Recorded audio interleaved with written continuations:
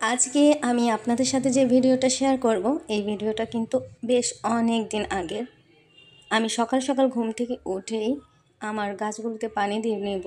এখন অনেক ব্যস্ত থাকার কারণে গাছগুলোতে পানি দেওয়া হয় না, গাছগুলোর অবস্থা একদমই খারাপ। তো গত ভিডিওতে আপনাদেরকে বলেছিলাম কিভাবে টাকা জমানো যায়। সবাই তো শুধু টাকা জমানোর টিপস দেয়, কিভাবে আর্ন করা যায় সেটা তো কেউ বলে না। আজকের ভিডিওতে কিন্তু আমি আপনাদেরকে সেটাই বলবো। হ্যালো গাইস, আসসালামু আলাইকুম, welcome back to my new video. সবার কি অবস্থা, কেমন আছেন?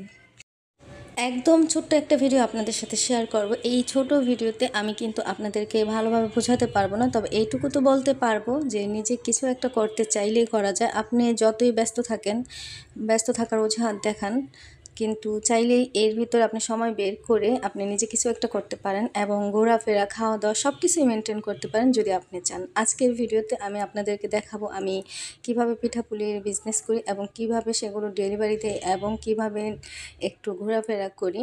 তো এটা হচ্ছে নিজের ইনকাম, আপনি চাইলেই করতে পারেন।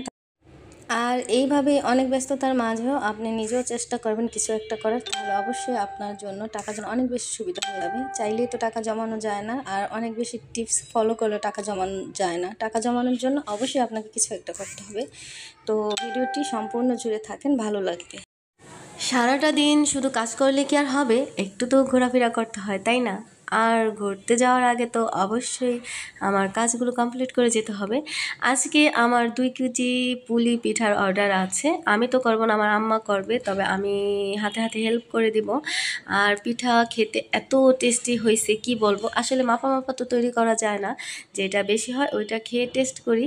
আলহামদুলিল্লাহ এত মজা হয়েছে। আমি গত 2 মাস ধরে পিঠা পুলি নিয়ে বিজনেস করছি। আলহামদুলিল্লাহ সবাই অনেক ভালো রিভিউ দিচ্ছে এবং রিপিট কাস্টমার হচ্ছে। যাই হোক, আপনারা সবাই অনেক বেশি দোয়া করবেন।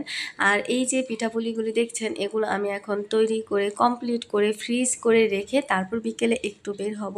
আমি যেখানে থাকি এর আশেপাশে কিন্তু অনেক সুন্দর কাশফুল বাগান আছে। তো সবাই তো ঘুরতে যায়, এত ভালো লাগে দেখলে। আমার বাসার বারান্দা দিয়েই যায় আর হচ্ছে ফুলগুলো দেখা যায়।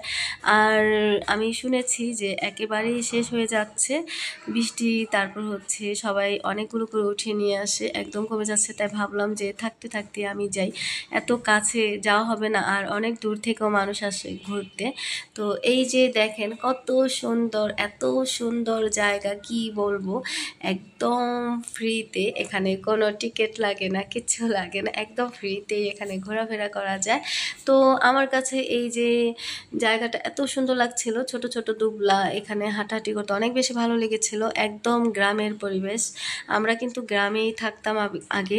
তো একেবারেই যে গ্রাম তা না, তবে এই ঢাকা শহরের থেকে তো একটু অন্যরকম মনোরম পরিবেশ। এখানে তো কোনো গাছগাছালি নেই, হাওয়া বাতাস নেই, একদম বন্দিখানা।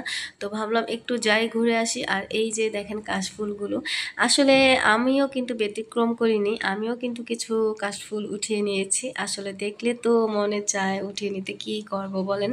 তো এই যে দেখেন কত সুন্দর জায়গা, আমার কাছে তো খুবই ভালো লেগেছে।